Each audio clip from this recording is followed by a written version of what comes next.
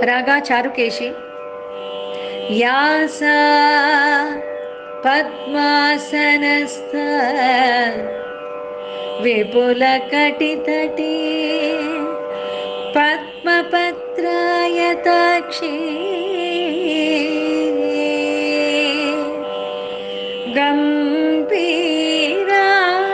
ಗಂಭೀರಾವರ್ತನಾಭಿಃ ಸ್ತನಭರನಮಿತ ಶುಭ್ರವಸ್ತ್ರೋತ್ತರೀಯ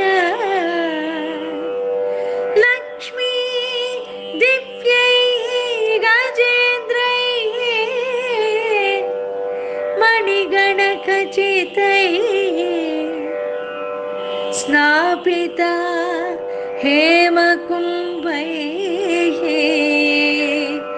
ನಿತ್ಯಂ ಸಾ ಪದ್ಮಹಸ್ತಾ ಮಮ ವಸತು ಗೃಹೇ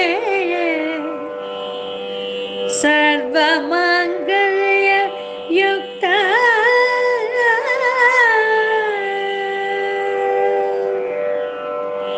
ಶ್ರೀ ಗುರುಭ್ಯೋ ನಮಃ. ಹರಿ ಓಂ. 61ನೆಯ ಪದ್ಯದ ಅನುವಾದವನ್ನು ಮುಂದುವರಿಸೋಣ. ಮನೆಯಲ್ಲಿ ಕ್ಷಮೆಯ ತಾಳ್ದ ವೀರಭಟ ರಣರಂಗದಲ್ಲಿ ಕ್ಷಮಿಸುವನೇ, ಅಣುವಾಗಿ ನಮ್ಮ ಹಿತಕ್ಕೆ ಮನದೊಳಗಿನ ಕೃಷ್ಣ ಮುನಿವ ಕಾಲಕ್ಕೆ ಮಹತ್ತಾಹ. ಭಗವಂತನ ಉಪಾಸನೆಯ ಕ್ರಮವನ್ನು ವಾದಿರಾಜ ಶ್ರೀಚರಣರು ಇದರಲ್ಲಿ ನಮಗೆ ತಿಳಿಸಿಕೊಡ್ತಾರೆ. ಯಥಾಕಾಲಂ ಮನುಷ್ಯಾದ್ದೇಹಿ. ನೋಡಿ, ದೇವರು ಅದೆಷ್ಟು ದೊಡ್ಡ ವಿರಾಟ ರೂಪ. ನಾನು ಮೊದಲೇ ಹೇಳಿದ್ದೆ, ಭಗವಂತನದ್ದು ವಿರಾಟ್ ರೂಪ. ಅವನನ್ನು ಚಿಂತನೆ ಮಾಡಲಿಕ್ಕೂ ಸಾಧ್ಯವಿಲ್ಲದಿರ್ತಕ್ಕಂಥ ರೂಪ. ವಿಶ್ವಂ ವಿಷ್ಣು ವಷಟ್ಕಾರೋ ಭೂತ ಭವ್ಯ ಭವತ್ ಪ್ರಭು ಭೂತಕೃತ್ ಭೂತ ಬೃದ್ಭಾವೋ ಭೂತಾತ್ಮ ಭೂತ ಭಾವನಃ ಭೂತಾತ್ಮ ಪರಮಾತ್ಮ ಚ ಮುಕ್ತಾನಾಂ ಪರಮಾಗತಿ ಅಂತ ಹೇಳಿ ಪರಮಾತ್ಮನನ್ನ ನಾವು ನೀವು ಎಣಿಸುವ ಅಂತ ರೂಪ ಅವನದ್ದಲ್ಲ. ನಮ್ಮದೆಲ್ಲ ವಿರೂಪ, ಅವನದ್ದು ವಿರೂಪಾಕ್ಷ ರೂಪ ಅನ್ನುವಂತಹ ಅಂಥ ದೊಡ್ಡ ರೂಪವನ್ನ ನಮ್ಮ ಪುಟ್ಟ ಮನಸ್ಸಿನೊಳಗೆ ತುಂಬಿಸ್ಕೊಳ್ಳಿಕ್ಕೆ ಸಾಧ್ಯ ಉಂಟ? ಹಾಗಾದ್ರೆ ನಾವು ದೇವರ ಉಪಾಸನೆ ಮಾಡೋದು ಬೇಡವಾ? ದೇವರ ಉಪಾಸನೆ ನಮಗೆ ಮಾಡಲಿಕ್ಕೆ ಅಸಾಧ್ಯವ? ಹಾಗಾದ್ರೆ ನಮ್ಮ ಉದ್ಧಾರ ಆಗೋದಾದ್ರೂ ಹೇಗೆ? ಉದ್ಧಾರ ಆಗೋದು ಬೇಡವಾ? ಅದಕ್ಕೋಸ್ಕರ ಭಗವಂತ ಏನ್ ಮಾಡಿದ ಗೊತ್ತಾ? ನಾನು ಚಿಕ್ಕವನಾದ, ಸಣ್ಣ ಬುದ್ಧಿಯಲ್ಲ, ದೊಡ್ಡ ಬುದ್ಧಿಯವನು ಸಣ್ಣವನಾದ, ಸಣ್ಣ ರೂಪ ತಾಳಿದ. ಸ್ಮೃತಿ ಕೀರ್ತನ ಪ್ರಣತಿಭಿಃ ಅಯಂ ಅನೇಕ ರೂಪಾತಾಂ. ಸ್ಮೃತಿ ಕೀರ್ತನ ಪ್ರಣತಿಭಿಃ ಅಯಂ ನಾನು ಅನೇಕ ರೂಪತಾಂ ಯಾತಿ. ಮಧ್ವ ವಿನಯದಲ್ಲಿ ಈ ಮಾತು ಬಂದಿದೆ. ದೇವರು ಅನೇಕ ರೂಪ ತಾಳ್ತಾನೆ. ಯಾಕೆ? ನಮ್ಮ ಉದ್ಧಾರಕ್ಕೋಸ್ಕರ. ಸ್ಮೃತಿ ಕೀರ್ತನ ಪ್ರಣತಿಭಿಃ. ಸ್ಮೃತಿ ಅಂದ್ರೆ ನೆನಪಲ್ಲಿ ಇಟ್ಕೊಳ್ಳಿಕ್ಕೋಸ್ಕರ, ಕೀರ್ತನ ಅಂತಂದ್ರೆ ಅವನ ನಾಮದ ಮಹಿಮೆಯನ್ನ ಗಾನ ಮಾಡುವುದಕ್ಕೋಸ್ಕರ, ಪ್ರಣತಿಭಿಃ ನಮಸ್ಕಾರ ಮಾಡುವುದಕ್ಕೋಸ್ಕರ. ಆ ದೇವರದ್ದು ವಿರಾಟ ರೂಪ ಅಂತ ಇಷ್ಟೇ ಆಗಿಬಿಟ್ರೆ ಭಗವಂತನ ಅವತಾರ ನಮಗೆ ಏನು ಮಾರ್ಗದರ್ಶನ ಮಾಡ್ತದೆ? ಭಗವಂತ ಅವತಾರ ತಾಳಿಲ್ಲ ಅಂತ ಆದ್ರೆ, ನಮ್ಮ ಕಣ್ಣ ಮುಂದೆ ಭಗವಂತ ಇಷ್ಟು ಪುಟ್ಟ ರೂಪದಿಂದ ಬಂದಿಲ್ಲ ಅಂತ ಆಗೋದಾದ್ರೆ ನಾವು ಹೇಗೆ ಅವನನ್ನ ಸ್ಮರಣೆ ಮಾಡೋದು?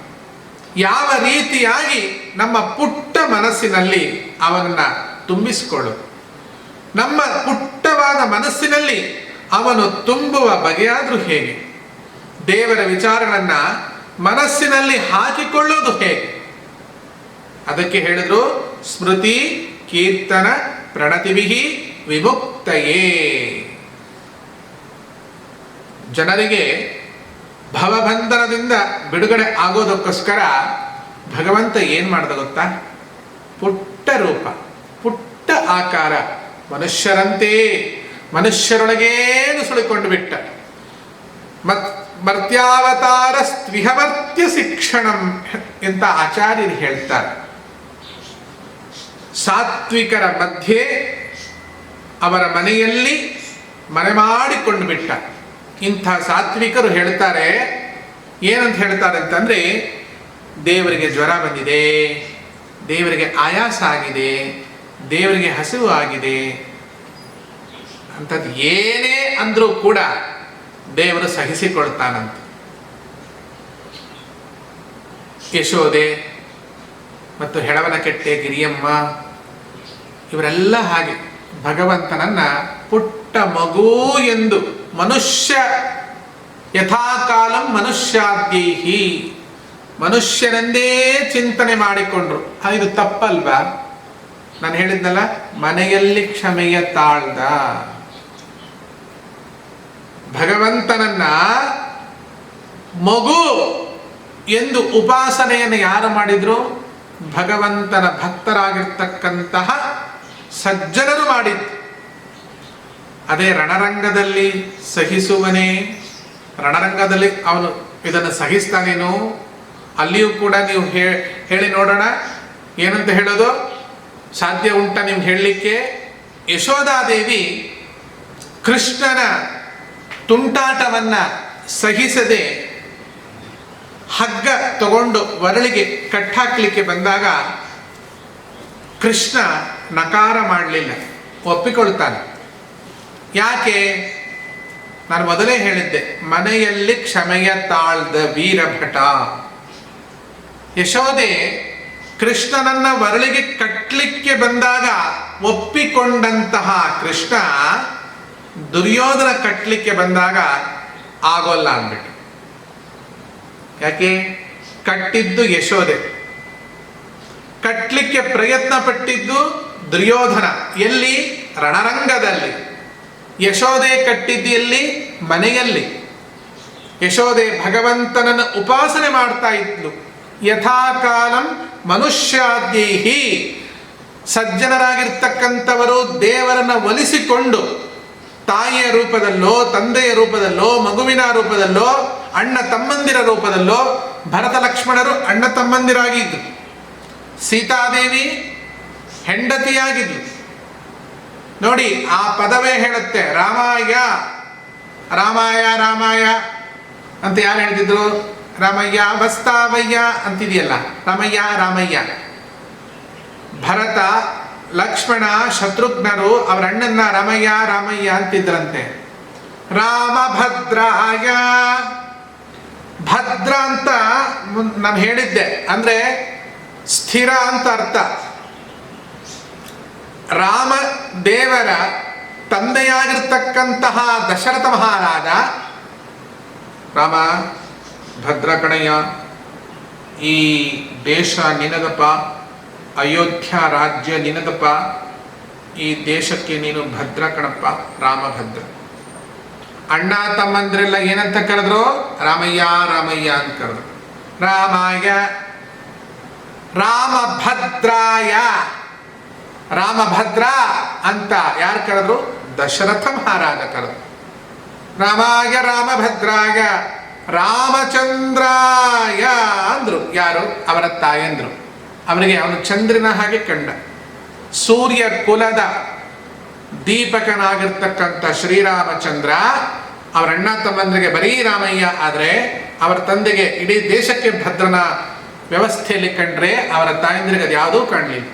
ಅವರು ಚಂದ್ರ ಗುಣ ಸಾಂದ್ರ ಶ್ರೀರಾಘವೇಂದ್ರ ಚಂದ್ರ ಗುಣ ಸಾಂದ್ರ ರಾಮಚಂದ್ರ ಅಂತ ಕರೆದು. ರಾಮಾಯ ರಾಮಭದ್ರಾಯ ರಾಮಚಂದ್ರಾಯ ವೇಧಸೆ ಅಂದ್ಬಿಟ್ರು ಋಷಿಗಳು. ಅವ್ರಿಗೆ ಅದೇನೂ ಕಾಣಿಸ್ಲಿಲ್ಲ. ವೇಧಸೆ, ವೇದಗಳು ನಿನ್ನಿಂದ ಪುಟ್ಟಿತು. ಉದ್ಗೀರ್ಯಂತೆ ಅನಿಶಮ್ಯತಃ, ಋಗ್ವೇದ ಯಜುರ್ವೇದ ಸಾಮವೇದಾದಿಗಳೆಲ್ಲ ನಿನ್ನ ಕೊರಳಿನಿಂದ ಹುಟ್ಟಿದಂತಹ ಕರುಳಿನ ಕರೆಗಳಪ್ಪ. ಆದ್ರಿಂದ ನಿನ್ನ ಹೆಸರು ರಾಮನೂ ಅಲ್ಲ, ರಾಮಭದ್ರನೂ ಅಲ್ಲ, ರಾಮಚಂದ್ರನೂ ನಮಗೆ ಬೇಕಿಲ್ಲ. ನೀನು ವೇಧಸೆ, ಪರಮಾತ್ಮ ನೀನು. ರಾಮಾಯ ಅಂತ ಅವರ ಅಣ್ಣ ತಮ್ಮಂದ್ರು ಕರೆದ್ರು, ರಾಮಭದ್ರಾಯ ಅಂತ ಅವರ ಅಪ್ಪ ಕರೆದ, ರಾಮಚಂದ್ರಾಯ ಅಂತ ಅವರ ತಾಯಂದ್ರು ಕರೆದ್ರು, ವೇದಸೆ ಅಂತ ಋಷಿಗಳು ಕರೆದ್ರು, ರಘುನಾಥಾಯ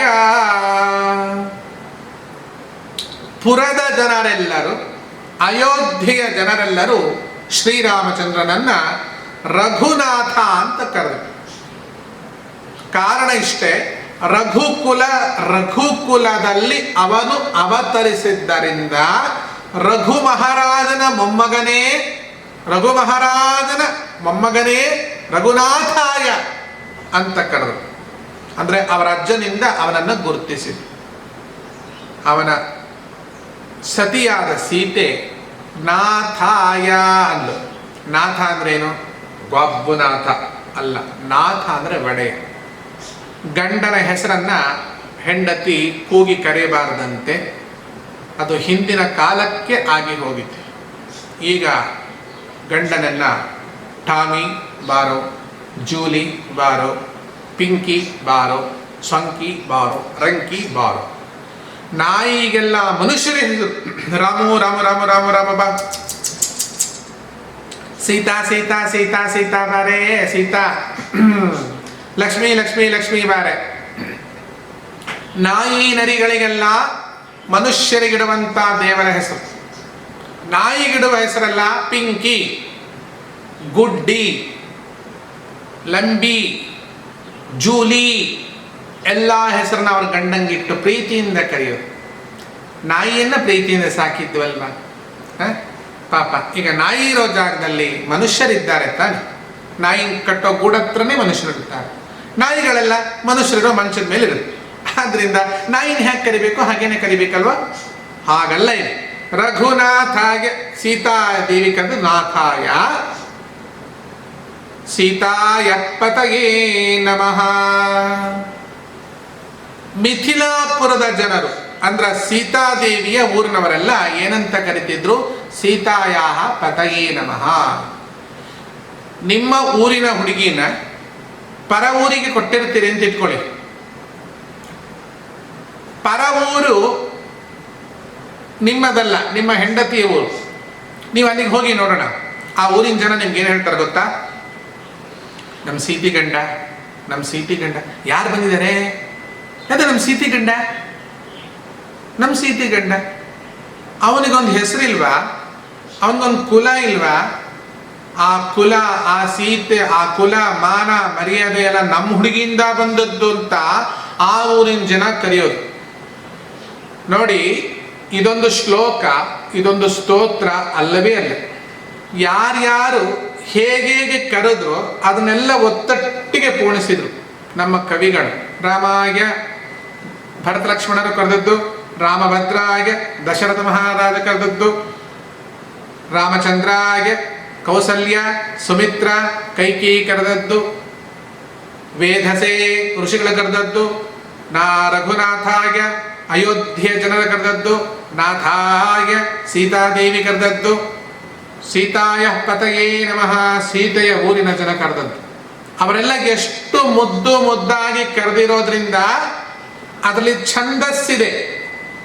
ಛಂದಸ್ಸು ಅಂದ್ರೆ ನಡೆ. ನಡೆ ಅಂದ್ರೆ ನುಡಿಗೊಂದು ನಡೆ ಇಲ್ಲದಿದ್ದರೆ ಅದನ್ನು ಹಾಡಲಿಕ್ಕೆ ಬರೋದೇ ಇಲ್ಲ. ಅದಕ್ಕೆ ಛಂದಸ್ಸು ಅಂತ ಹೇಳ್ತಾರೆ. ಕನ್ನಡದಲ್ಲಿ ಭಾಮಿನಿ ಷಟ್ಪದಿ, ಕಂದ ಷಟ್ಪದಿ, ವಾರ್ಧಕ್ಯ ಷಟ್ಪದಿ ಅಂತ ಇದೆ. ಈ ತರ ಇದ್ದಾಗ ಮಾತ್ರ ಹಾಡುಗಳು ತುಂಬಾ ಚೆನ್ನಾಗಿರುತ್ತೆ. ಇಲ್ಲ ಹಾಡನ್ನು ಕೇಳೋಕೆ ಆಗೋದೇ ಇಲ್ಲ. ಅವರು ಚೆನ್ನಾಗಿ ಕರೆದಿರೋದ್ರಿಂದ, ಅದನ್ನು ಚೆನ್ನಾಗಿ ಪೋಡಿಸಿದ್ರಿಂದ ನಮ್ಗೇನ್ ಕಾಣಿಸ್ತಾ ಇದೆ? ರಾಮಾಯ ರಾಮಭದ್ರಾಯ ರಾಮಚಂದ್ರಾಯ ವೇದಸೇ ರಘುನಾಥಾಯ ನಾಥಾಯ ಸೀತಾಯ ಪತಯೇ ನಮಃ ಆ ಥರವೂ ಹೇಳ್ಬೋದು. ರಾಮಾಯ ರಾಮಭದ್ರಾಯ ರಾಮಚಂದ್ರಾಯ ವೇದಸೇ ರಘುನಾಥಾಯ ನಾಥಾಯ ಸೀತಾಯ ಪತಯೇ ನಮಃ. ಉತ್ತರಾದಿ ಸಂಗೀತದಲ್ಲೂ ಹಾಡಬಹುದು, ದಕ್ಷಿಣಾದಿ ಸಂಗೀತದಲ್ಲೂ ಹಾಡಬಹುದು. ನಾನು ಬೆಳಗ್ಗೆ ಎದ್ದೆ, ಊಟ ಮಾಡಿದೆ, ಅರ್ಜೆಂಟ್ ಆಯ್ತು, ಅಲ್ಲಿಗೆ ಹೋಗಿದ್ದೆ, ಇದನ್ನ ಹೇಳ. ನಾನು ಬೆಳಗ್ಗೆ ಎದ್ದೆ, ಊಟ ಮಾಡಿದೆ, ಅರ್ಜೆಂಟ್ ಆಯ್ತು, ನಾನು ಅಲ್ಲಿಗೆ ಹೋದೆ. ಅದಕ್ಕೆ ಛಂದಸ್ಸೇ ಇಲ್ಲ. ಆಡು ಮಾತಿನಲ್ಲಿ ಹರಟೆಯಲ್ಲಿ ಛಂದಸ್ಸಿದ್ದರೆ ಅದು ಗದ್ಯವೋ ಪದ್ಯವೋ ವೇದವೋ ಆದೀತು. ನೀವು ಸುಮ್ಮನೆ ಏನೋ ಒಂದು ಹಾಡು ಬರೆದು ಕನಸಿನಲ್ಲಿ ಹನುಮನೆ ರೂಪವು ಮೂಡಿ ಬಂದಿತ್ತು ಅಂತ ಕೇಳ್ದಂಗೆ ಆಗುತ್ತೆ. ಚಿತ್ರದುರ್ಗದಲ್ಲಿ ಲಕ್ಷ್ಮಣರಾಯರ ಮುಖ್ಯ ಪ್ರಾಣ ದೇವಸ್ಥಾನ ಅಂತಿದೆ. ಅದೇನು ಲಕ್ಷ್ಮಣರಾಯರ ಮುಖ್ಯ ಪ್ರಾಣ ದೇವಸ್ಥಾನ? ಲಕ್ಷ್ಮಣರಾಯರು ಕಟ್ಟಿದ್ದು ಒಂದು ಆಂಜನೇಯನ ಗುಡಿ. ಅಲ್ಲಿ ಭಜನೆಗೆ ಅಂತ ಹೋಗ್ತಾ ಇದ್ವಿ ನಾವೆಲ್ಲ. ನಮ್ಮ ಗೆಳೆಯರು ಓರ್ವರು ವಾದಿರಾಜ ತೀರ್ಥರು ಅಂತಿದ್ರು. ಈ ಲಕ್ಷ್ಮೀಶೋಭನೆ ಬರೆದವ್ರಲ್ಲ, ಅವ್ರು ವಾದಿರಾಜ ಅಂತ ಅವ್ರ ಹೆಸರು. ಅವ್ರಿಗೆ ಪದ್ಮಾವತಿ ಅಂತ ಒಂದು ಹೆಸರಿಟ್ಟಿದ್ದು. ಯಾಕೆ ಪದ್ಮಾವತಿ ಅಂತ ಹೆಸರಿಟ್ಟಿದ್ದು ಅಂದರೆ ಅವ್ರ ಕೈ ಯಾವಾಗಲೂ ಒಂದು ಹೀಗೆ ಇರ್ತಿತ್ತು, ಹಿಂಗೆ ಹಿಂಗೆ ಒಂದು ಕೈ ಹಿಂಗೆ.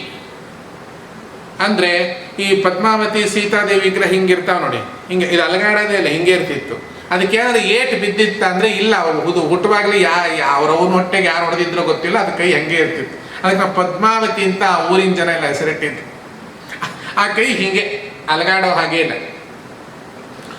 ಅವರಿಗೆ ಹಾರ್ಮೋನಿಯಂ ನುಡಿಸೋ ಹುಚ್ಚು. ಎದುರಿಗೆ ಪಂಚರತ್ನಮ್ಮ ಅಂತ ಒಂದು ಶೆಟ್ರ್ ಹೆಂಗಸು ಕೂತಿಲ್ಲಿ. ಸ್ವಾಮಿವಾರು మీరు హార్మోనియం చేయండి ಇನ್ನು, ನೀವು ಹಾರ್ಮೋನಿಯಂ ಮಾಡಿ ಇನ್ನು, ಹಾರ್ಮೋನಿಯಂ ಮಾಡಕ್ಕೆ ಬರುತ್ತೆ. ಅದು ಫ್ಯಾಕ್ಟ್ರಿ ಒಳಗೆ ಯಾರೋ ಮಾಡೋದು, ಇವ್ರು ಹೆಂಗೆ ಮಾಡೋಕ್ಕಾಗುತ್ತೆ? ಹಾರ್ಮೋನಿಯಂ ನುಡಿಸ್ರಿ ಅಂತ ಹೇಳ್ಬೇಕು, ಹಾರ್ಮೋನಿಯಂ ಬಾರಿಸ್ರಿ ಅಂತ ಹೇಳ್ತಾರೆ. ಹಾರ್ಮೋನಿಯಂ ರೀ ತಬಲಾ ಇದು ನಗಾರಿ ಬಾರಿಸೋದು ಅಲ್ವಾ? ತಬಲಾ ಏನದು? ನುಡಿಸೋದು. ಹಾರ್ಮೋನಿಯಮು ನುಡಿಸೋದು, ಬಾರಿಸೋದಲ್ಲ. ತಿಂದು ಹೆಚ್ಚಾದಾಗ ಬಾರಿಸೋದು. ಅವಳು ಹೇಳಿದ್ರು, మీరు ಹಾರ್ಮೋನಿಯಂ చేయండి, ನೀವು ಹಾರ್ಮೋನಿಯಂ ಮಾಡಿಬಿಡಿ ಅಂದ್ಲು. ಹಾರ್ಮೋನಿಯಂ ಮಾಡೋಕ್ಕೆ ಅದೇ ನಾವು ಇವನು ಮೊದಲೇ ಸ್ವಲ್ಪ ಒಂಥರ ವಿಚಿತ್ರ ಮನುಷ್ಯ. ಇವನಿಗೆ ಯಾವಾಗ ಸಿಟ್ಟು, ಯಾವಾಗ ಯಾವ ಜಾಗದಿಂದ ಬರ್ತಿತ್ತು ಗೊತ್ತಾಗ್ತಿಲ್ಲ. ಅವನಾಗೆ ಸುಮ್ಮನೆ ಕೂತ್ಕೊಂಡ್ಬಿಟ್ಟ. ಇವಳು ಸುಮ್ಮನೆ ಕೂತ್ಬಿಟ್ಟು, ಅವನು ಸುಮ್ಮನೆ ಕೂತ್ಬಿಟ್ಟ. ಅವಳು ಕಣ್ಣು ಇವಳು ಕಣ್ಣು, ಅವರಿಬ್ರು ಕಣ್ಣು ನಾವು ನೋಡ್ಕೊತ ಕೂತು. ಅವ್ರು ಹೇಳಿದ್ರೆ, ಏಯ್ ಬೇಗ ಮುಗಿಸರಯ್ಯ ಭಜನೆ, ಏನ್ರಯ್ಯ ನಿಮ್ಮದು? మీరు హార్మోనియం చేయండి స్వామి, ನೀವು ಹಾರ್ಮೋನಿಯಂ ಮಾಡಿ ಸ್ವಾಮಿ. ಇವನ నువ్వు ರಾಗಂ చెప్పಮ್ಮ. ಅವನಿಗೆ ತೆಲುಗು ಬರಲ್ಲ, ಇವನಿಗೆ ಕನ್ನಡ ಬರಲ್ಲ. ನೀನು ರಾಗ ಅಲ್ರಿ, ಇವನು ಹಾರ್ಮೋನಿಯಂ ನುಡಿಸ್ಬೇಕಾದ್ರೆ ಅಯ್ಯಮ್ಮ ರಾಗ ಬಾಯಿ ತೆಗಿಬೇಕಲ್ಲ. ಅವನು ಹೇಳ್ದರೆ ಇವನೇನು ಹೇಳ್ತಾನೆ. ಹ್ಞೂ ಸರಿ ಹೇಳ್ತೀನಿ, ನುಡಿಸ್ರಿ. ಅವಳು ಶುರು ಮಾಡ್ಲು. ಕನಸಿನಲ್ಲಿ ಹನುಮನ ರೂಪವು ಮೂಡಿ ಬಂದಿತ್ತು, ಕನಸಿನಲ್ಲಿ ಕನಸಿವಲ್ಲರಿ, ಕನಸಿನಲ್ಲಿ ಹನುಮನ ರೂಪ ಹಲ್ಲ ನೋಡಿ ಹೆಂಗಿದೆ ಅವಳು. ಕನಸಿನಲ್ಲಿ ಹನುಮನ ರೂಪ ಮೂಡಿ ಬಂದಿತ್ತು, ರಾತ್ರಿಯಾದಾಗ ಎದ್ದು ಕೂತು ಏನಂತ ಕೇಳಿದ್ದೆ, ಹನುಮಪ್ಪ ಬಂದು ನನಗೆ ಬಂದು ಆಶೀರ್ವಾದ ಮಾಡಿದ್ದ. ಇವನು ಸುಮ್ಮನೆ ಕೂತ್ಬಿಟ್ಟ ವಾದಿರಾಜ ತೀರ್ಥ. ನುಡಿಸಿ ಸ್ವಾಮಿ. ಏನು ನುಡಿಸೋದು ಅದನ್ನ? ಅದಕ್ಕೆ ರಾಗವಿಲ್ಲ, ತಾಳವಿಲ್ಲ, ಲಯವಿಲ್ಲ ಅಂತ ಹೇಳಕ್ಕಾಗಲ್ಲ. ಲಯವಾಗಿ ಹೋಗಿದೆ ಅದು. ಅದನ್ನೇ ಸಂತ ಶಿಶುನಾಳ ಶರೀಫರು ಹೇಳಿದ್ರು. ಥರವಲ್ಲ ತಗಿ ನಿನ್ನ ತಂಬೂರಿ ಸ್ವರ ಬರಿದೆ, ಬಾರಿಸದಿರು ತಂಬೂರಿ, ಸರಸ ಸಂಗೀತದ ಕುರುಹುಗಳ ನರಿಯದೆ ಬರಿದೆ, ಬಾರಿಸದಿರು ತಂಬೂರಿ. ಥರವಲ್ಲ ತಗಿ ನಿನ್ನ ತಂಬೂರಿ ಸ್ವರ ಇದ್ದು. ಕನಸಿನಲ್ಲಿ ಹನುಮನ ರೂಪ ಮೂಡಿ ಬಂದಿತ್ತು, ಅದರ ಮುಂದೆ ನಾನು ಎದ್ದು ಕುಳಿತು ಕೇಳಿದ್ದೆ, ಏನು ಬೇಕು ಅಂತಂಗೆ ವರವ ಕೊಟ್ಟಿದ್ದೆ. ನಾನು ಇಷ್ಟಾರ ಚೆನ್ನಾಗಿ ಹೇಳ್ತಾ ಇದ್ದೀನಿ, ಅಮ್ಮ ಅದು ಹೇಳಲಿಲ್ಲ. ಇದಕ್ಕೇನು ಛಂದಸ್ಸ ನಿಮ್ಗೆ ಅರ್ಥ ಆಯ್ತಲ್ಲ ಈಗ ಎಲ್ಲಿ ತಪ್ಪಿರುತ್ತೆ ಅಂತ. ರಾಮಾಯ ರಾಮಭದ್ರಾಯ ರಾಮಚಂದ್ರಾಯ ವೇದಸೇ ರಘುನಾಥಾಯ ನಾಥಾಯ ಸೀತಾಯಾಗ ಪತಗೆ, ರಾಮಾಯ ರಾಮಭದ್ರಾಯ ರಾಮಚಂದ್ರಾಯ ವೇದದ. ಅದು ಯಕ್ಷಗಾನದಲ್ಲೂ ಹೇಳ್ಬೋದು. ಯಾಕೆ ಅಂದರೆ ಅದರಲ್ಲಿ ಛಂದಸ್ಸಿದೆ.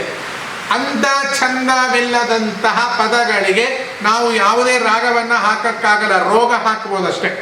ಕನಸಿನಲ್ಲಿ ಹನುಮನ ರೂಪವು ಮೂಡಿ ಬಂದಿತ್ತು ಅಂದರೆ ಏನು ನುಡಿಸೋಕೆ ಬರಲ್ಲ. ಇಲ್ಲಿ ರಾಮ ಪೂರ್ಣಾವತಾರ, ಶ್ರೀಮನ್ನಾರಾಯಣನ ಪೂರ್ಣಾವತಾರ. ಆದರೆ ಅಣ್ಣ ತಮ್ಮಂದ್ರು ಅವನು ಕರೆದಿದ್ದಕ್ಕೆ ಬೇಜಾರಾಯ್ತು ಅವನಿಗೆ, ಅಮ್ಮ ಕರೆದಿದ್ದಕ್ಕೆ ಅವನಿಗೆ ಬೇಜಾರಾಯ್ತಾ? ಯಾಕೆಂದ್ರೆ ಮನೆಯಲ್ಲಿ ಕ್ಷಮೆಗೆ ತಾಳ್ದ. ಮನೆಯಲ್ಲಿ ಯಶೋಧಾದೇವಿ ವರಳಿಗೆ ಕಟ್ಟಲಿಕ್ಕೆ ಬಂದಾಗ ಸುಮ್ಮನೆ ಕೂತಿರ್ತಕ್ಕಂಥ ಪರಮಾತ್ಮ ದುರ್ಯೋಧನ ಕಟ್ಟಲಿಕ್ಕೆ ಬಂದಾಗ ಬಾಲಕೃಷ್ಣ ಸುಮ್ಮನಿದ್ದ. ಸಾಧ್ಯ ಆಯ್ತಾ? ಯಾಕೆ ಬಗ್ಗದ ಯಶೋದೆಗೆ, ಯಾಕೆ ಜಗ್ಗಿದ ಯಶೋದೆಗೆ? ಸ್ಮೃತಿ ಕೀರ್ತನ ಪ್ರಣತಿ ಬಿಗಿ ವಿಮುಕ್ತಗೆ. ಸಜ್ಜನರು ಮುಂದೆ ಯಶೋದೆನ ಹೊಗಳಬೇಕಂತೆ. ಏನಂತ?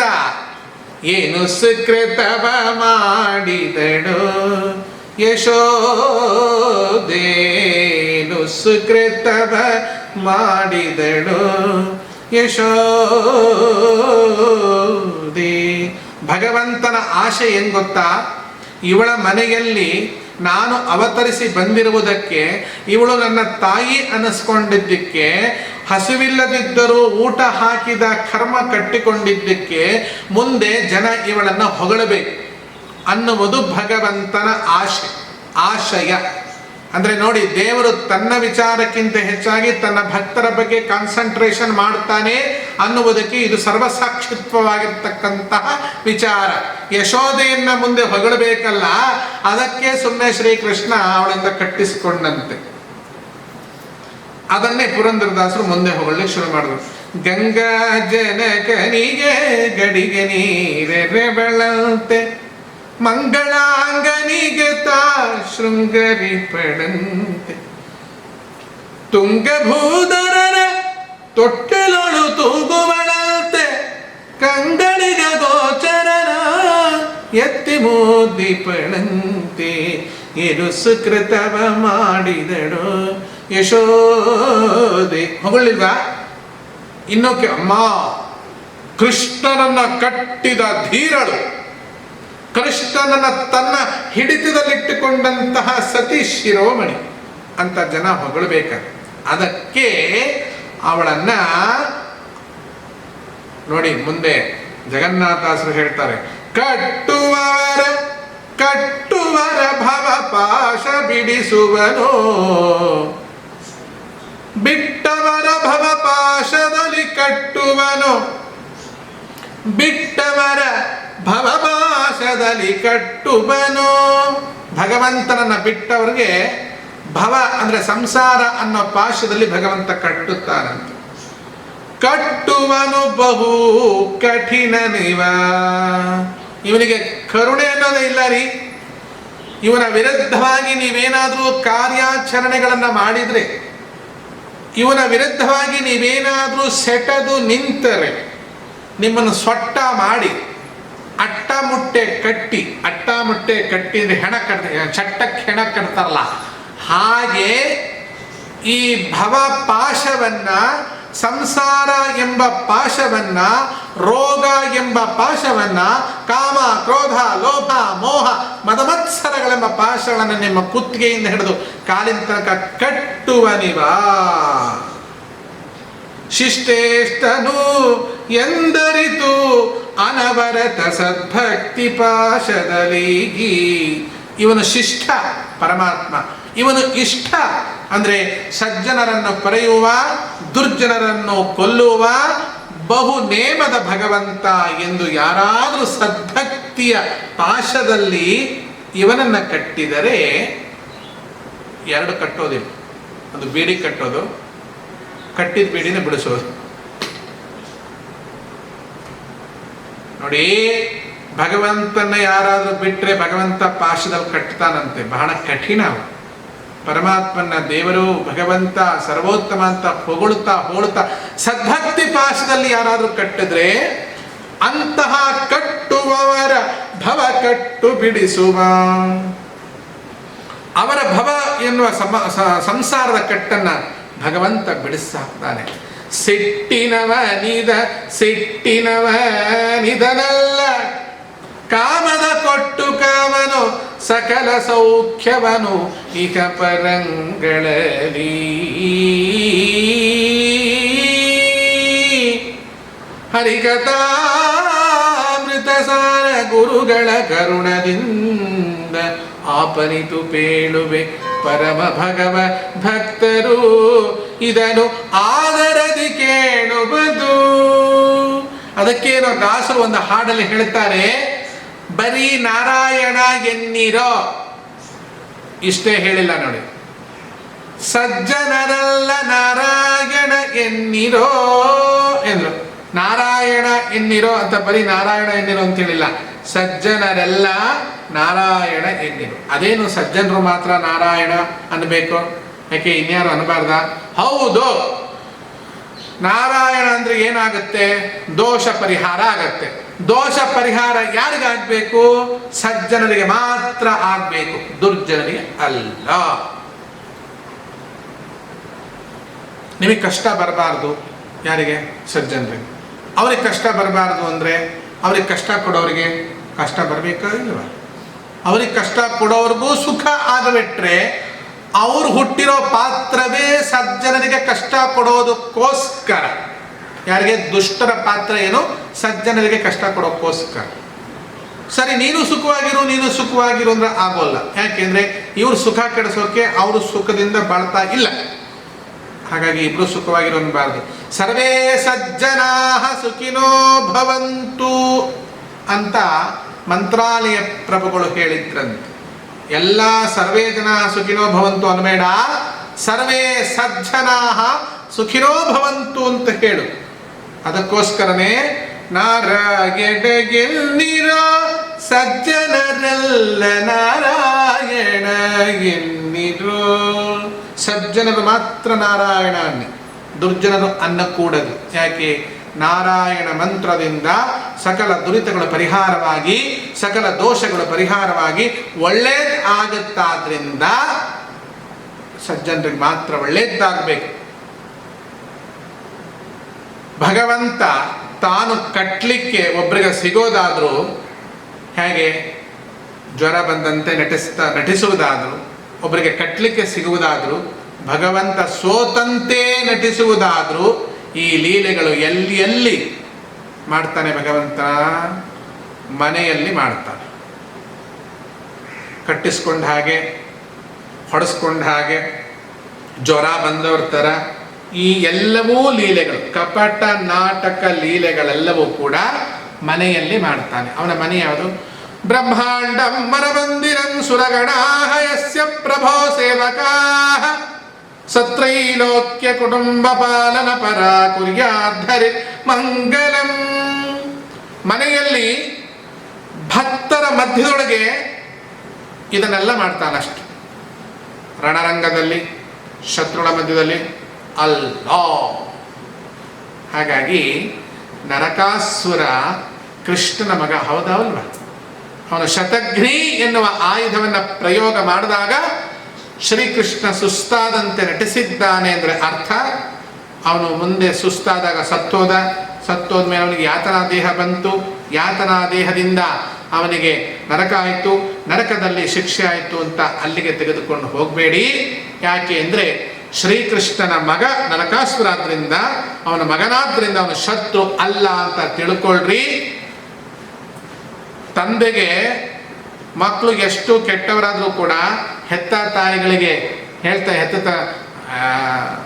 ತಂದೆ ತಾಯಿಗೆ ಮಕ್ಕಳು ಎಷ್ಟು ಬೇಕಾದ್ರೂ ಕೆಟ್ಟವರಾಗಲಿ ಬಿಡಿ, ಹೆತ್ತ ತಾಯಿಗೆ ಹೆಗ್ಗಡ ಮುದ್ದಂತೆ ಅಂತ ಹೇಳ್ತಾ ಇದ್ದೇವೆ. ಅದೇ ರೀತಿ ಭಗವಂತ ನನ್ನ ಮಗ ಅಂತ ಸೋತಂತೆ ನಟಿಸ್ತಾನೆ. ಲೋಕ ಶಿಕ್ಷಣಕ್ಕೋಸ್ಕರ, ದುಷ್ಟ ಶಿಕ್ಷಣದ ಕರ್ತವ್ಯಕ್ಕೋಸ್ಕರ ಎರಡು ಕೆಲಸ ಮಾಡ್ದ. ಲೋಕ ಶಿಕ್ಷಣ ಏನು? ನರಕಾಸುರ ಮಗ, ಅವನು ಹೊಡೆದ, ಸುಮ್ಮನೆ ಕೂತ್ಕೊಂಡು. ಈಗ ದುಷ್ಟ ಶಿಕ್ಷಣ ಆಗ್ಬೇಕಲ್ಲ, ನರಕಾಸುರನ ಒಳಗೊಂದು ಅಸುರ ತತ್ವ ಇದೆಯಲ್ಲ, ಅವನನ್ನು ಕೊಲ್ಲಬೇಕಲ್ಲ, ಅವನನ್ನು ಕೊಂದು ಹಾಕಿದ. ಕೃಷ್ಣ ಸುಸ್ತಾದಂತೆ ನಟಿಸಿದ್ದು ನರಕಾಸುರನ ಅನುಕೂಲಕ್ಕೋಸ್ಕರ ಅಲ್ಲ, ನಮ್ಮ ಅನುಕೂಲಕ್ಕೋಸ್ಕರ, ನಮ್ಮ ಉದ್ಧಾರಕ್ಕೋಸ್ಕರ ದೇವರು ಸುಸ್ತಾಗಿದ್ದಾನೆ. ದೇವರು ಸುಸ್ತಾಗಿದ್ದಾನಪ್ಪ, ಚಾಮರ ಹಾಕ್ತೇವಲ್ಲ, ಚಾಮರ ಸೇವೆ ಮಾಡಿ. ಚಾಮರ ಸೇವೆ ಮಾಡೋದೇನಾಗತ್ತೆ? ಕರ್ಮ ಹರಿಯುತ್ತಾ ಇಲ್ವೋ? ಹಾಗಾದ್ರೆ ಯಾರಿಗೆ ಅನುಕೂಲ ಆಯಿತು? ನೀವೇ ಹೇಳಿ ನೋಡೋಣ. ದೇವರಿಗೆ ಚಾಮರ ಹಾಕಿದ್ದರ ಫಲ ಏನು? ನಮಗೆ ಸುಸ್ತಾದಾಗ ನಮಗೂ ಯಾರಾದರೂ ಬೀಸಣಿಕೆ ಹಾಕ್ತಾರೆ. ದೇವರಿಗೆ ರಥೋತ್ಸವ ಮಾಡಿಸ್ತೇವೆ, ದೇವರಿಗೆ ರಥೋತ್ಸವ ಮಾಡಿಸಿದ್ದರ ಫಲ ಏನು? ಒಬ್ರು ಯಾರೋ ಹೇಳಿದ್ರು, ನಮ್ಮ ಹಿಂದೂ ದೇವರುಗಳು ಹೇಗಿದ್ದಾರೆ ಅಂದರೆ, ಅವ್ರು ಯಾರಿಗೂ ಕಾಲೇ ಇಲ್ಲ, ಎಲ್ಲ ಕಾಲು ಮುರಿದೋಗ್ಬಿಟ್ಟಿದೆ. ಹಿಂದೂ ದೇವರುಗಳಿಗೆ ಕಾಲಿಲ್ಲ, ಕೈ ಇಲ್ಲ, ಎಲ್ಲ ಕೈ ಕಾಲೆಲ್ಲ ಮುರಿದೋಗ್ಬಿಟ್ಟು. ಒಬ್ಬ ದೇವರಿಗೆ ಕಾಲಿಲ್ಲ, ಕೈ ಕಾಲೇ ಇಲ್ಲ, ಕಾಲು ಮುರಿದೋಗ್ಬಿಟ್ಟು. ಇನ್ನೊಬ್ಬನಿಗೆ ಕಣ್ಣೇ ಇಲ್ಲ, ಕಣ್ಣೇ ಕಾಣಿಸಲ್ಲ. ಇನ್ನೊಬ್ಬನಿಗೆ ಕಿವಿನೇ ಕೇಳಿಸ್ಕೋಲ್ಲ. ಇಂಥ ದೇವರುಗಳಿದ್ದಾರೆ ಪ್ರಪಂಚದಲ್ಲಿ. ಗೊತ್ತಾ ಯಾವುದದು ಕಾಲಿದ್ದ ದೇವರು? ನಮ್ಮ ಹಿಂದೂ ದೇವರುಗಳು. ಒಬ್ರಿಗೂ ಕಾಲಿದ್ರೆ ಅವ್ರು ನಡ್ಕೊಂಡು ಓಡಾಡ್ತಿದ್ರು ತಾನೆ. ಪಲ್ಲಕ್ಕಿಲಿ ಎತ್ಕೊಂಡು ಹೋಗ್ತಾರೆ, ರಥದಲ್ಲಿ ಎಳಿತಾರೆ. ಎಲ್ಲರಿಗೂ ಕಾಲೇ ಇಲ್ಲ ನೋಡಿ, ಎಲ್ಲ ಪೋಲಿಯೋ ಬಂದ್ಬಿಟ್ಟಿದೆ. ಒಬ್ಬ ದೇವರಿಗೆ ಕಿವಿನೇ ಕೇಳಿಸೋಲ್ಲ. ಯಾರು ಹೇಳಿ? ಅಲ್ಲಾಹು ಅಕ್ಬರ್, ಅಲ್ಲಾ ಅಲಜ್ವಲ, ಅಯ್ಯೋ ಅಲಲ್ಫಲ ಅಂತ ಜೋರಾಗಿ ಮೈಕ್ ಹಾಕೊಂಡು ಒದರ್ತಾರಲ್ವಾ, ಅವ್ರ ದೇವ್ರಿಗೆ ಕಿವಿ ಕೇಳಿಸಲ್ಲ. ಅದಕ್ಕೆ ಅವರು ಮೈಕ್ ಹಾಕಿ ಕೂಗೋದು. ಇನ್ನೊಬ್ಬ ದೇವ್ರ ಕುಳ್ಳ, ಕಣ್ಣೇ ಕಾಣಲ್ಲ. ಯಾರವನು? ಕ್ಯಾಂಡಲ್ ಹಚ್ಬಿಡ್ತಾನೋ, ಹೋಗ್ತಾನೆ ಅವ್ನು ಕ್ಯಾಂಡಲ್ ತೊಗೊಂಡು ಹೋಗೇ ಬಿಡ್ತಾರೆ. ಯಾಕೆಂದ್ರೆ ಆ ದೇವ್ರಿಗೆ ಕೊಂಡು ಕಾಣಲ್ಲ. ಈ ತಲೆ ಕೆಳಗೆ ಸಿಕ್ಕಂಡು ಮುಚ್ಕೊಂಡ್ಬಿಟ್ಟಿದ್ದಾರೆ. ಈ ಅರ್ಥವ? ಆ ಅರ್ಥಗಳೆಲ್ಲ ಏನಲ್ಲ. ದೇವರಿಗೆ ರಥೋತ್ಸವ ಮಾಡೋದು ಯಾತಕ್ಕೋಸ್ಕರ? ಯಾಕೆ ಗೊತ್ತಾ? ದೇವರಿಗೆ ನಾವೇನ್ ಮಾಡ್ತೇವಲ್ಲ ಆದ್ರೂ ನಮಗೆ ಸಿಗುತ್ತೆ.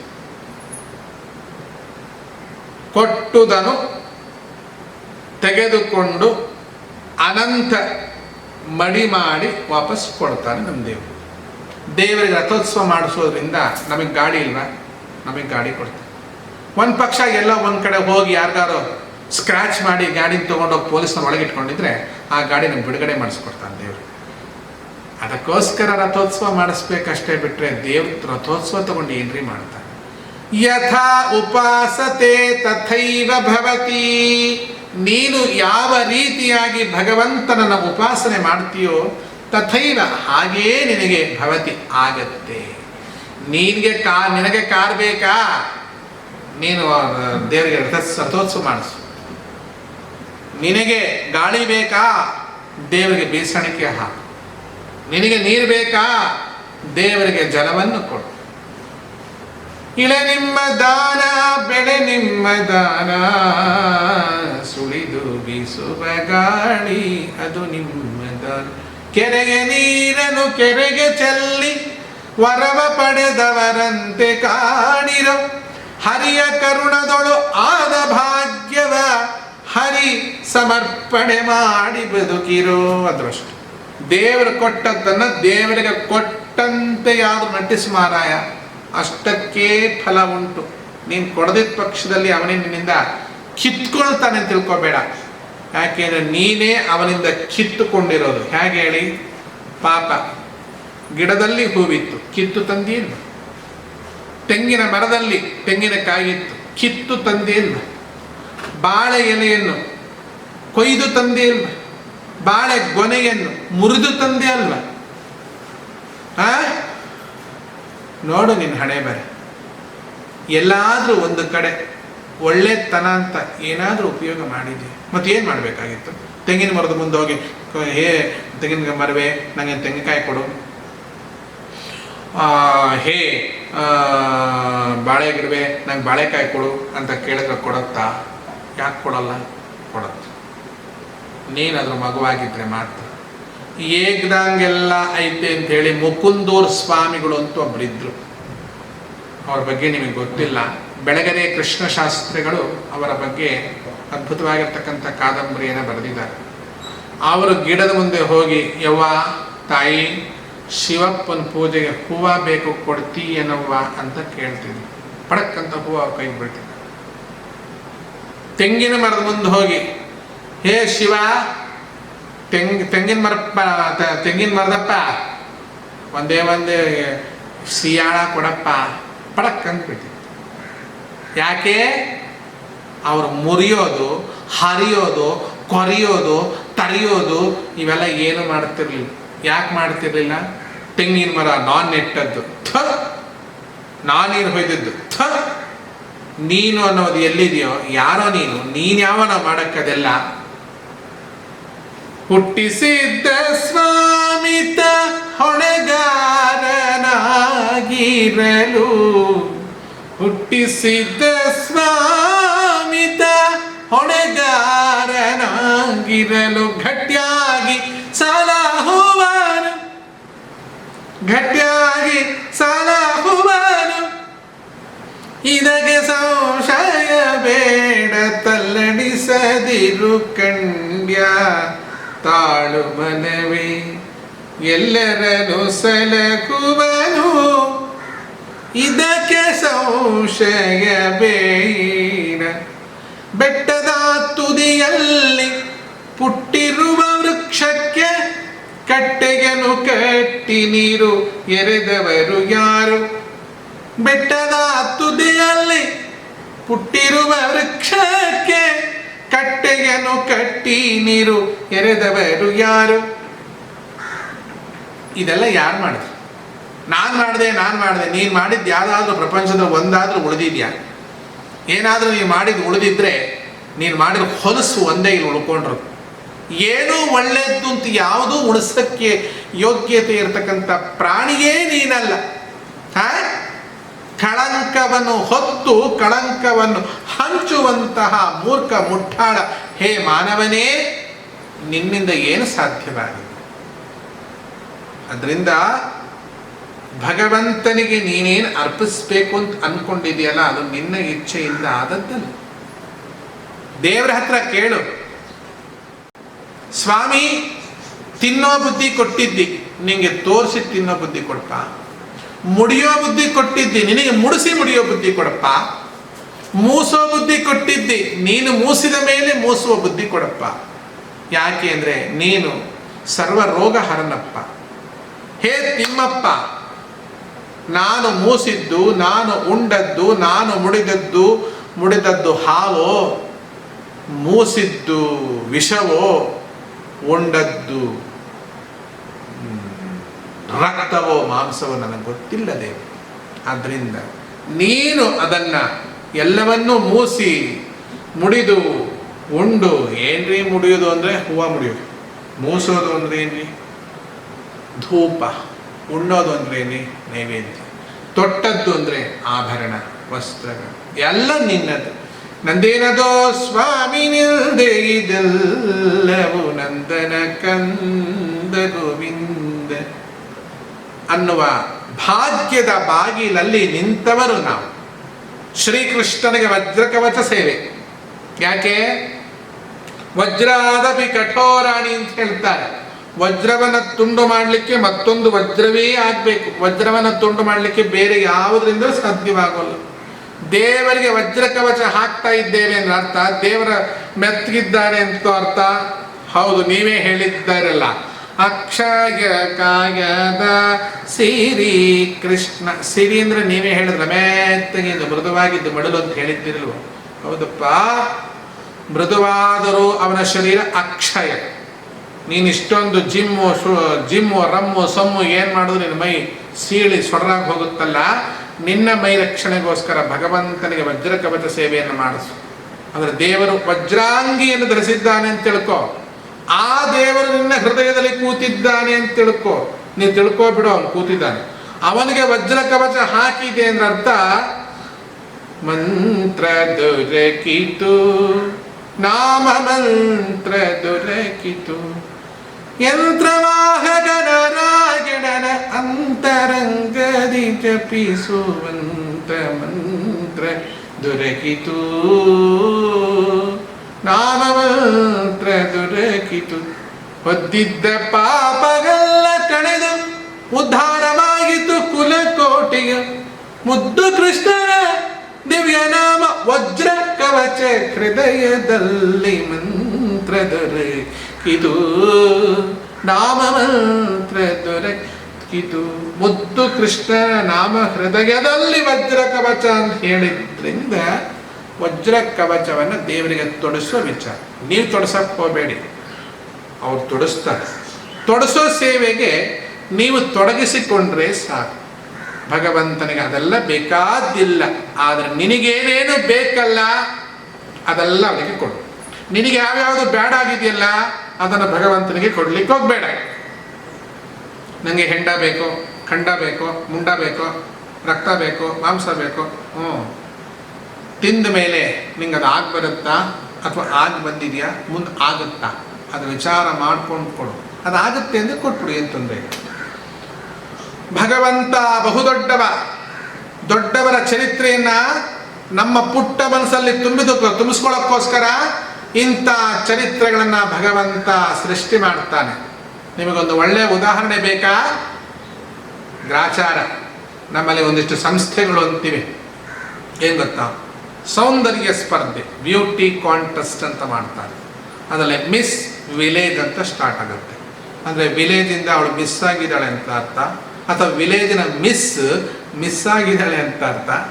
Miss city, next miss city, next miss state, miss India, miss ಏನ್ರಿ ಇನ್ನೇನಬೇಕು, ಯೂನಿವರ್ಸ್, ವರ್ಲ್ಡ್, ಮಿಸ್ ವರ್ಲ್ಡ್, ಎಲ್ಲ ಮಿಸ್ಸೇ ಬೇರೆ ಜೀವನದಲ್ಲಿ. ಯಾವುದು ಕಿಸ್ ಕೊಡೋರೆಲ್ಲ ಮಿಸ್ ಕಿಸ್ ಕೊಟ್ಟ ಮೇಲೆ ಅವ್ರು ಮಿಸ್ಸಿಂಗ್ ಆಗಿಬಿಡ್ತಾರಲ್ವ ಅಂತ ಮಾಡ್ತಾ ಒಂದು ಸೌಂದರ್ಯ ಸ್ಪರ್ಧೆ ಅಂತ ಮಾಡ್ತಾರ ಇಲ್ಲ.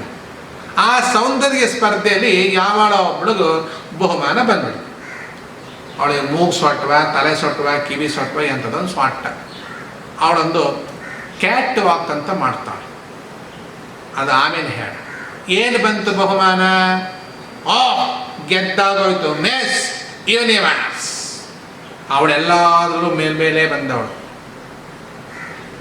ಪತ್ರಿಕೆಯಲ್ಲಿ ಎಲ್ಲ ಕಡೆ ಮಿಸ್ ಯೂನಿವರ್ಸ್ ಜಾಹೀರಾತು ಬಂದಾಯ್ತು. ಟಿವಿ ಎಲ್ಲ ಚಾನಲ್ಗಳಲ್ಲೂ ಮಿಂಚಿ ಆಗೋಯ್ತು. ಅದಕ್ಕೆ ಹರಿದ ಲಂಗ ಹಾಕ್ಕೊಂಡಿದ್ದೆ. ಎಲ್ಲೋ ಮುಚ್ಕೊಂಡಿಲ್ಲ ನೋಡಿ. ಮುಚ್ಕೊಳಕ್ಕೆ ಏನಿದೆ ರೀ? ಏನೂ ಇಲ್ಲ, ಎಲ್ಲ ತೆರೆಕೊಂಡ ಸೌಂದರ್ಯ. ಸಮುದ್ರಕ್ಕೆ ಬಟ್ಟೆ ಹಾಕಿದಾರ. ಪರ್ವತ ಸ್ತನಮಂಡಿತೆ ಅಂತ ಹೇಳಿದ್ದೀರಿ. ದೇವಿಯ ಸ್ತನಗಳೇ ಪರ್ವತ ಅಂತೆ. ಅದಕ್ಕೆ ಯಾರಾದ್ರೂ ಜಾಕೆಟ್ ಹಾಕಿದಾರ, ಕುಪ್ಪಸ ತೊಡಸಿದಾರ? ಇಲ್ವೇ. ವಿಷ್ಣು ಪರ್ವತ ಸ್ತನಮಂಡಿತೆ. ಸಾಗರವೇ ಅವಳ ಮೈಯಂತೆ. ಸಾಗರಕ್ಕೆ ಯಾರಾದ್ರೂ ಸೀರೆ ಉಡಿಸಿದಾರ? ಅದಕ್ಕೆ ನಾವು ಅದೆಲ್ಲ ಹಾಕ್ಕೊಳ್ಳಲ್ಲ, ಬಿಟ್ಟುಕೊಳ್ಳೇನೆ. ಯಾರಾದ್ರೂ ನಮ್ಮ ಲಂಗ ಹಾಕಿದ್ರೆ ಹಾಕ್ಕೊಳ್ಳೋದೇ ಬೇಡ. ಒಂದ ನೀವು ಹರಿರಿ, ಒಂದ ನಾವು ಹರ್ಕೋದು ಅನ್ನೋದಕ್ಕೋಸ್ಕರ ಏನು ಅವಳ ಲಂಗ ಹರ್ಕೊಂಡಿದ್ಲು. ಮಿಂಚಿದ್ದು ಯಾತಕ್ಕೆ? ಹರ್ಕೊಂಡಿದ್ ಲಂಗ ಹಾಕ್ಕೊಂಡಿದ್ದಕ್ಕೆ. ಮರುದಿನ ಏನಾಯ್ತು ಗೊತ್ತಾ? ಅಮೇಧ್ಯಕ್ಕೆ ನೊಣಮುತ್ತಿದಂತೆ ಪತ್ರಿಕೆಯವರು, ಹರ್ಕ್ಲು ಟಿವಿ ಚಾನಲ್ ಅವರು ಎಲ್ಲ ಸಂದರ್ಶನಕ್ಕೆ ಮುತ್ಕೊಂಡ್ಬಿಟ್ರು ಕಣ್ರಿ. ಆದ್ರೆ ಅದೇನ್ರಿ ಅಮೇಧ್ಯಕ್ಕೆ ಮುತ್ತಿದ ನೊಣದಂತೆ ಅಂದ್ರೆ ಏನ್ರಿ ಅದು? ಅಮೇಧ್ಯ ಅಂತ ಗೊತ್ತಾ ನಿಮಗೆ? ರಾತ್ರಿ ಚಪಾತಿ ತಿಂದಿದ್ರೆ ಅಥವಾ ಕೇಸರಿ ಬಾತ್ ಉಂಡಿದ್ರೆ, ಬಿಸಿಬೇಳೆ ಬಾತ್ ತಿಂದಿದ್ರೆ, ಬೆಳಗ್ಗೆ 4:15, 5:00 ಭಾಳ ಅಸಿಡಿಟಿ ಹೆಚ್ಚಾಗಿದ್ದರೆ 9:00 ಅದು ಏನೋ ಒಂದು ಹೊರಗೆ ಬರುತ್ತಲ್ಲ, ಅದಕ್ಕೆ ಸಂಸ್ಕೃತದಲ್ಲಿ ಅಮೇಧ್ಯ ಅಂತಾರೆ. ಇನ್ನು ಬಿಡಿಸಿ ಹೇಳಕ್ಕೆ ನನಗಾಗಲ್ಲ, ಯಾಕೆಂದರೆ ಅದನ್ನೆಲ್ಲ ಕೈಯಲ್ಲಿ ನಾನು ಬಿಡಿಸಿ ಅಸಹ್ಯ ಮಾಡ್ಕೊಳ್ಳಲ್ಲಪ್ಪ, ನಂಗೆ ಬೇಡ ಅನ್ನಲ್ಲ. ಅಮೇಧ್ಯಕ್ಕೆ ಮುತ್ತಿಕೊಂಡ ನೊಣದಂತೆ ಈ ಪತ್ರಿಕೆಯವರು, ಈ ಚಾನಲ್ಗಳು ಬಂದ್ಬಿಡ್ತಾರೆ. ಈ ಕೆಲವು ನೊಣಗಳು ಅಮೇಧ್ಯದ ನೊಣಗಳು ಅಂತಲೇ ಇರ್ತವೆ. ಅಮೇಧ್ಯ ಅಂದ್ರೆ ಏನಂತ ಗೊತ್ತಾಯ್ತಲ್ಲ? ಅಮೇಧ್ಯದ ನೊಣಗಳು ಅಂತಲೇ ಇರ್ತವೆ. ಅವು ಒಂಥರ ದಪ್ಪ ದಪ್ಪ ನೊಣಗಳು, ಅದು ಅಮೇಧ್ಯಕ್ಕೋಸ್ಕರನೇ ಬರುತ್ತೆ. ಹಾಗೆ ಕೆಲವು ಟಿವಿ ಚಾನಲ್ಗಳು, ಕೆಲವು ಸುದ್ದಿ ವಾಹಿನಿಗಳು, ಇವೆಲ್ಲ ಇದು ಅಮೇಧ್ಯಕ್ಕೆ ಮುತ್ತಿಕೊಳ್ಳುವಂತಹ ನೊಣಗಳ ಜಾತಿಯ ಚಾನಲ್ಗಳಿವೆಲ್ಲ. ಅಲ್ಲಲ್ಲೇ ಹುಟ್ಟಿ ಅಲ್ಲಲ್ಲೇ ಸತ್ತೋಗುವಂಥದ್ದು. ಈ ರಾತ್ರಿ ಹೊತ್ತೊಂದು ಹುಳ ಬರ್ತದೆ, ಹೈ ಅಂತ. ಇದಕ್ಕೆ ಇಷ್ಟಿಟ್ಟುತ್ತಾ ಬಾಲ ರೆಕ್ಕೆ, ಏನು ಗಿಲ್ ಗಿಲ್ ಗಿಲ್ ಗಿಲ್ಲಕ್, ಕಾಲಗೆದ್ದ ಝಣಕ್, ಕೈಯ ಬೆಲ್ಲ ಥಣ್ಣಕ್ ಥಣ್ಣೆಂದಿತ್ತು, ಲಲ್ಲ ಅಂತ ಕೊಡ್ಕೊಂಬ ಗರ್ಗರ್ ಗರ್ಗರ್ ಗರ್ಗರ್ ತಿರ್ಗತ್ತೆ, ದಪ್ಪ ಅಂತ ಕೆಳಗೆ ಬರುತ್ತೆ. ಅಷ್ಟು ದಪ್ಪ ಮೈ, ಅಯ್ಯಯ್ಯ ಅದೆಂತ ದೊಡ್ಡ ರೆಕ್ಕೆ. ಆಮೇಲೆ ಸಣ್ಣ ಸಣ್ಣ ಇರುವೆ ಗೊತ್ತುಗಳನ್ನು ಎತ್ಕೊಂಡು ಹೊಡೋಗ್ತಿದೆ. ಹಾಗೆ ದೊಡ್ಡ ದೊಡ್ಡ ಚಾನಲ್ಗಳು ಅನ್ಸ್ಕೊಂಡಂತಹ ಇಂತಹ ಚಾನೆಲ್ಗಳು, ಟಿ ವಿ ಸಂದರ್ಶನಗಳು ಮತ್ತು ಪತ್ರಿಕೆಗಳು ಅಂತ ಕೆಲವಿವೆ. ಅವು ಅಮೇಧ್ಯಕ್ಕೆ ಮುತ್ತಿಕೊಳ್ಳುವ ನೊಣಗಳ ಸಾಲಿನವು ಅಂತ ಇರ್ತವೆ. ಇವೇನು ಇನ್ನೊಂದಿಷ್ಟಿವೆ.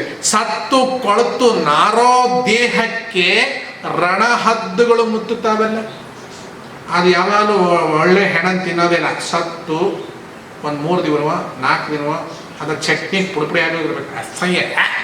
ಅದನ್ನು ತಿನ್ನೋಕ್ಕೆ ಮುತ್ತಿದಂಥ ರಣಹದ್ದುಗಳಂತೆ ಮುತ್ತಿಕೊಳ್ಳುವಂಥ ಇಂಥ ಒಂದಿಷ್ಟು ಸುದ್ದಿ ವಾಹಿನಿಗಳು ಎಲ್ಲ ಇದೆ. ಬೆಲ್ಲಕ್ಕೆ ಮುತ್ತಿದಂಥ ಇರುವೆಯಂತೆ ಆದರೆ ಪರವಾಗಿಲ್ಲ, ಅಮೇಧ್ಯಕ್ಕೆ ಹೇಲಿಗೆ ಮುತ್ತಿದ್ದೇನು? ಏನು ಮುತ್ತಿದ್ದು? ಮುತ್ತಿ ಕೇಳೋದೇನು ಗೊತ್ತಾ?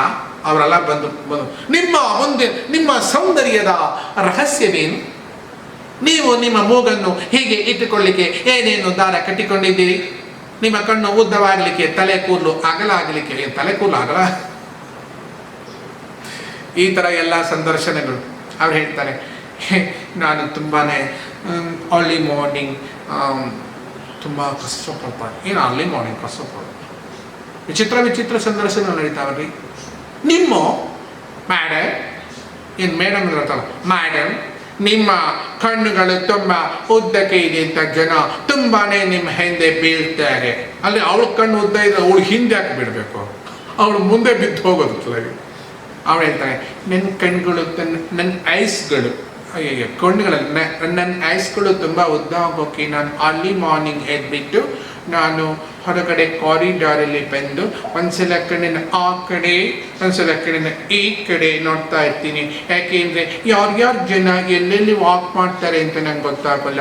ಅದಕ್ಕೆ ಕಣ್ಣನ್ನು ಸ್ವಲ್ಪ ಹೀಗೆ ಮಾಡಿ, ಸ್ವಲ್ಪ ಕಣ್ಣನ್ನು ಹೀಗೆ ಮಾಡಿ, ಹಾಗೆ ಹೀಗೆ ಮಾಡಿ ಉದ್ದ ಆಗ್ಬಿಟ್ಟಿದೆ ನಂದು. ಅವಳು ಉದ್ದ ಆಗ್ಬಿಟ್ಟಿದೆ ಅಂತ ಪಾಪ.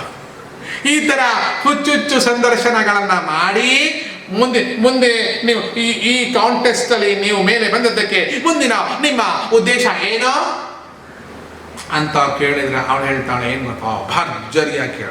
ಏನಂದ್ರೆ ಬಡವರ, ರೋಗಿಗಳ, ತುಂಬ ಹಸಿದವರ, ಅಥವಾ ಅದೇನೋ ತುಂಬಾನೇ ಕನ್ನಡ ಬರಲ್ಲ ನನಗೆ, ಯಾಕೆಂದ್ರೆ ನಾನು ಸ್ಟೇಟ್ಸಿಂದ ಬಂದವಳು. ಹೌದಾ? ನಿಮ್ಮ ಪಿಂಡ ಎಲ್ಲಿ ಹುಟ್ಟಿದ್ದು? ಇಲ್ಲೇ ನಾಯಕನಹಟ್ಟಿ ತಿಪ್ಪೇಸ್ವಾಮಿ ಗುಡಿ ಹತ್ರನೇ ನಮ್ಮ ಮನೆ. ಹೌದಾ? ನಿಮ್ಮ ಅಜ್ಜ ತಾತ ಇಲ್ಲ ಅಲ್ಲೇ ಇದ್ರ? ಹೌದು, ಅಲ್ಲೇ ಇದ್ರೆ. ನಮ್ಮಮ್ಮ ಎಲ್ಲ ಓಡ್ ಹೋದ್ಮೇಲೆ ನಾನು ಅಮೇರಿಕಾದಲ್ಲಿ ಹುಟ್ಟಿಬಿಟ್ಟೆ, ಮತ್ತೆ ವಾಪಸ್ ಬಂದಿದ್ದೀನಿ ಇಂಡಿಯಾ. ಓಕೆ. ಅಯ್ಯೋ ನಿನ್ ತಲಕಾಯಿ ಬಜ್ಜಿ, ಕನ್ನಡ ಬರಲ್ವಂತೇರಿ ಇವಳಿಗೆ ಪಾಪ. ಕನ್ನಡದಲ್ಲೇ ಹುಟ್ಟಿದವಳು. ಇವಳು ಹೇಳ್ತಾ ಇದ್ದಾಳೆ, ಬಡವರ ಅವರ ಕಲ್ಯಾಣಕ್ಕೋಸ್ಕರ ನಾನು ನನ್ನ ಸೌಂದರ್ಯವನ್ನು ತೆರೆದಿಟ್ಕೊಳ್ತಾ ಇದ್ದೀನಿ. ಅದಕ್ಕೆ ನನಗೆ ಬಂದಿರತಕ್ಕಂತಹ ಈ ಎಲ್ಲ ಪ್ರಶಸ್ತಿಗಳು, ಈ ವಾಲ್ಯೂಮ್ಸ್, ಏನು ವಾಲ್ಯೂಮ್ ಅದೇನೋ ಎಲ್ಲ ಇಟ್ಕೊಂಡ್ಬಿಟ್ಟು ಅವರನ್ನು ಎಲ್ಲ ಇಟ್ಕೊಂಡ್ಬಿಡ್ತೀನಿ ನನ್ನ ಹತ್ರ. ಎಲ್ಲಿ ಇಟ್ಕೊಂಡ್ಬಿಟ್ಟಿದ್ದು ಏನು ಮಾಡ್ತೀಯ? ಅಲ್ಲಪ್ಪ, ಇಷ್ಟು ದಿವಸ ಏನು ಈ ಕಲ್ಯಾಣ, ಈ ಬಡವ್ರಿಗೆ ಹೊಟ್ಟೆಗೆ ಊಟಕ್ಕಾಗೋದು, ಆ ಅಬಲೆಯರ ಅನಾಥರ ಸೇವೆ ಮಾಡಬೇಕು. ಏನು ಸೇವೆ ಮಾಡೋದು? ಅಬಲೆಯರ ಅನಾಥರ ಸೇವೆ ಮಾಡಬೇಕು. ಅವ್ರನ್ನೆಲ್ಲ ಒಂದು ಸಂಸ್ಥೆ ಮಾಡಿಟ್ಕೊಳ್ಳೋದು, ಆ ಸಂಸ್ಥೆಯಲ್ಲಿ ಗೌರ್ಮೆಂಟಿಂದ ದುಡ್ಡು ತಗೊಳ್ಳೋದು, ಆ ದುಡ್ಡು ತಗೊಂಡು ಇಂಥವ್ರೆಲ್ಲ ಹಂಚ್ಕೊಂಡು ಅವ್ರ ಲಂಗ ಹರ್ಕೊಂಡು ಈ ಅಮೇಧ್ಯದಂತಹ ನೊಣಗಳಂತಹ TV ಚಾನಲ್ ಅವರಿಗೆ ದಿನ ಸಂದರ್ಶನ ಕೊಡೋದು. ಈಗ ಬಡವರು, ರೋಗಿಗಳು ಈಗ ಮಾತ್ರ ಕಾಣಲಿಕ್ಕೆ ಶುರುವಾದದ್ದ ಇವರಿಗೆ. ಅಂದರೆ ಲಕ್ಷ್ಮೀಶ್ವರ ಮನೆಗೂ ಇದಕ್ಕೆ ಏನು ಸಂಬಂಧ? ಬಡವರ ಸೇವೆ ಮಾಡಬೇಕಾ ಎಂದು ನನ್ನ ಉದ್ದೇಶ. ಅಲ್ರಿ, ಬಡವರ ಸೇವೆ ಮಾಡಬೇಕು ಏನೋ ನನ್ನ ಉದ್ದೇಶ ಅಲ್ಲ. ಬಡವರ ಸೇವೆ ಮಾಡಬೇಕಾ ಅದು ಕ್ವಶನ್ ಮಾರ್ಕ್. ಇದು ನನ್ನ ಉದ್ದೇಶ. ರೋಗಿಗಳ ಸೇವೆ ಮಾಡಬೇಕು, ಇದು ನನ್ನ ಉದ್ದೇಶ. ಏನು ಸ್ಲೋಗನ್ ಹಾಕಿದ್ದೆ. ನೆಕ್ಸ್ಟ್ ಏನು? ಜನ ಹುಚ್ಚುಚ್ಚಾಗಿ ಇವಳಿಂದ ಓಡಾಡಕ್ಕೆ ಶುರು ಮಾಡಿಬಿಡ್ತಾರೆ. ನೆಕ್ಸ್ಟ್ ಏನು? ನೆಕ್ಸ್ಟ್ ಪ್ರೆಸ್ ಮೀಟಿಂಗ್, ಅಲ್ಲಿಂದ ಈಟಿಂಗ್, ಅವಳಿಂದ ಸಿಟ್ಟಿಂಗ್, ಎಲ್ಲವೂ ಆದ್ಮೇಲೆ ನೆಕ್ಸ್ಟ್ ಎಲೆಕ್ಷನ್ ಸ್ಟಾರ್ಟ್. ಅಲ್ಲಿ ಗೆಲ್ಲೋದು, ಅಲ್ಲಿ ಗೆದ್ಮೇಲೆ ಓಟನ ತಿರುಪೆ ಎತ್ತೋದು. ಧರ್ಮನೇ ತಾಯೋ ಕಂದೆ ಕಾಸೊಂದು ನೀಡಿಸೋನೆ ಅಮ್ಮಯ್ಯ ಅಪ್ಪಯ್ಯ. ಅಲ್ಲಿ ಏನು ಹಾಕೋದು? ಅಲ್ಲಿ ನಾನು ಹಾಕಿಕೊಂಡಂತಹ ಶೂಸ್, ಅದೇ ನನ್ನ ಗುರ್ತು. ಮುಂದೇನರ್ಥ? ಓಟ್ ಹಾಕಿದ್ಮೇಲೆ ನಿಮಗೆ ಈ ಶೂಸೇ ಗತಿ ಅಂತ ಅರ್ಥ. ನೆಕ್ಸ್ಟ್ ಅವಳು ಏನು ಮಾಡ್ತಾಳೆ ಗೊತ್ತಾ? ಕ್ಯಾಟ್ ವಾಕ್ ಮಾಡ್ತಾಳೆ. ಅವಳು ಮೌಸ್ ವಾಕ್ ಮಾಡಲ್ಲ, ಕ್ಯಾಟ್ ವಾಕ್. ಅವಳು ಟೈಗರ್ ವಾಕ್ ಮಾಡಲ್ಲ, ಕ್ಯಾಟ್ ವಾಕ್. ಅಂದ್ರೆ ಬೆಕ್ಕಿನ ಹಾಗೆ ನಡೀತಾಳೆ. ಅಂದ್ರೆ ಬೆಕ್ಕು ಏನು ಮಾಡುತ್ತೆ ಗೊತ್ತಾ? ಮ್ಯಾವ್ ಅಂತ ರಾತ್ರಿ ಒಳಗೆ ಹೋಗಿ ಕದ್ದು ಹಾಲು ಕುಡಿಯುತ್ತೆ. Cat walk. ಹೀಗೆ ಬರ್ತಾಳೆ, ಹೀಗೆ ಬರ್ತಾಳೆ, ಟಾಟಾ ಬೈ ಬೈ ಅಂತ ಹೇಳ್ಬಿಡ್ತಾಳೆ. ಅಲ್ಲ, ನೀವು ಓಟ್ ಹಾಕಿದ್ರ ಗತಿ ಏನಾಯ್ತು? ಕ್ಯಾಟ್ ವಾಕ್ ಹಿಂದೆ ಟಾಟಾ ಬೈ ಬೈ ಅಂತ ಮಿಂಚಿ ಮಿನುಗುವ ಹಾಗೆ ನಿಮ್ಮ ಓಟು, ನಿಮ್ಮ ಪಟ್ಟು ಪೀಟು ಎಲ್ಲ ಹೊಟ್ಟಕ್ಕೆ ಅವ್ಳು ಮಾಡಿದ್ದು ಒಂದೇ, ಬಾಯ್ ಬಾಯ್, ಹಾ ಹಾ. ಇಂಥ ಸೌಂದರ್ಯ ಸ್ಪರ್ಧೆಗೆ ಮರಳಾಗಿ ಅಂತವರ ಹಿಂದೆ ಗುಂಪುಗಟ್ಟಿದಂಥ ಛೇಲಾಗಳು ಓಡಾಡ್ತಾವಲ್ಲ, ಅವುಗಳಿಗೆ ಖುಷಿ ಕೊಡೋದಕ್ಕೋಸ್ಕರ ಇಂಥದ್ದೆಲ್ಲ ಇರೋದು ಅಷ್ಟೇ ತಾನೆ.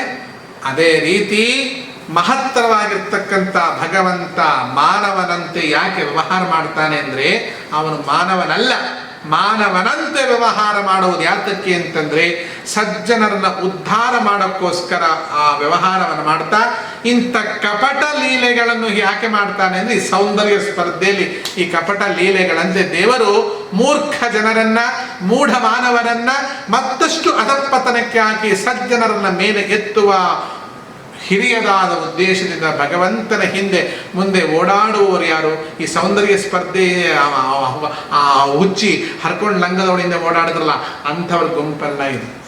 ಈ ಗುಂಪೇ ಬೇರೆ. ಇದು ಸನಕ, ಸನಂದನ, ಸನತ್ಕುಮಾರ, ಸನತ್ಸುಜಾತ ಅಂತಹ ಮಹಾಜ್ಞಾನಿಗಳು ಇವನ ಸೌಂದರ್ಯ ಸ್ಪರ್ಧೆಯಲ್ಲಿ ಓಡಾಡೋರು. ಈ ಕಾಕಾಪುಕಟ್ಟೆ ಸೌಂದರ್ಯ ಸ್ಪರ್ಧೆಯಲ್ಲಿ ಓಡಾಡೋರ ಥರ ಓಡಾಡಿದವರೆಲ್ಲ ಇಂತಹ ಸಾತ್ವಿಕ ಜನರ ಆನಂದಕ್ಕೋಸ್ಕರ ಇಂತಹ ಮಾನವ ಚೇಷ್ಟೆಗಳನ್ನ ಭಗವಂತ ಮಾಡಿ ತೋರಿಸ್ತಾ ಇರ್ತಾನೆ. ಯಶೋದೆಯ ಕೈಗೆ ಕೃಷ್ಣ ಸಿಕ್ಕಿದಂತೆ ಮಾಡ್ತಾನೆ, ಬೆಣ್ಣೆ ತಿಂದಂತೆ ತೆಗಿದಂತೆ ಮಾಡ್ತಾನೆ, ಬೆಣ್ಣೆ ಕದ್ದಂತೆ ಮಾಡ್ತಾನೆ. ಬೆಣ್ಣೆ ಕದ್ದ ನಮ್ಮ ಕೃಷ್ಣ, ಬೆಣ್ಣೆ ಕದ್ದ ನಮ್ಮ, ಅದೆಲ್ಲ ಹಾಡಷ್ಟೇ. ಯಾಕೆ ಅಂದ್ರೆ ಅವನ ಲೀಲಾ ಮಾನುಷ ವಿಗ್ರಹ.